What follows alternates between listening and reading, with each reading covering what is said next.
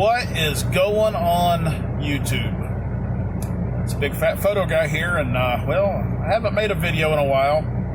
There's been a lot going on, so let's talk about it. Number one, y'all know that the world's going crazy. We're not going to talk about that, okay, guys?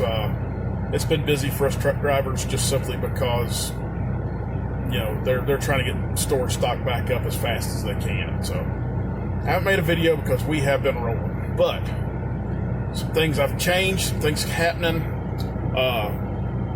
Number one, you know, I have been resisting going to mirrorless for a while, and well, I was wrong. I was really wrong. I bought my gateway drug in the mirrorless camera world and the Fuji system.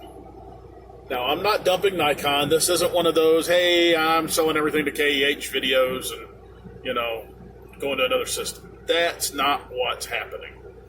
I am adding in to enhance my capabilities and enhance my enjoyment of photography. So, with that said, I'm going to give you a brief history. I've got my first camera I've ever owned, right here. That's it. That is camera number one. That is a Pentax Spotmatic, made in the 60s. And it's got a Super Takamar 55mm 1.8 lens on it that has some of the craziest bokeh you've ever seen. And I've got adapters coming down when I adapt it to the mirrorless camera. And I got adapters for my Nikon lenses to go to mirrorless so I can do fun stuff like tilt shift with them. I got a tilt shift adapter coming, so some cool stuff to play with. But this is the gateway drug into the mirrorless world right here. This is a Fujifilm X-T100. It's a entry-level mirrorless camera. It's nothing super special. It's not, you know, their latest and greatest. It's not their super flagship. It's just something to get my feet wet to see if I like it. And, well, I like it. It has some pros and cons. And it's got some really big pros. Number one, it's discreet, it's light, it's small.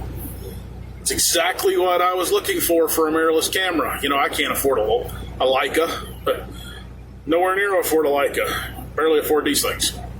But I wanted something discreet and small. I wanted a street photography camera, and I'm going to get a 23mm lens to go on that and a 35mm lens to work with the street. And, you know,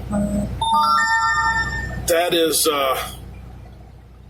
going to be, like I said, that's what that camera's there for. It's going to be a light, fun camera for me just to have to throw around when I need something fast. And then I'm not leaving Nikon, just so you know. DSLR is going nowhere. Boy, someone is really going crazy with the ding-dings on my Messenger account. But,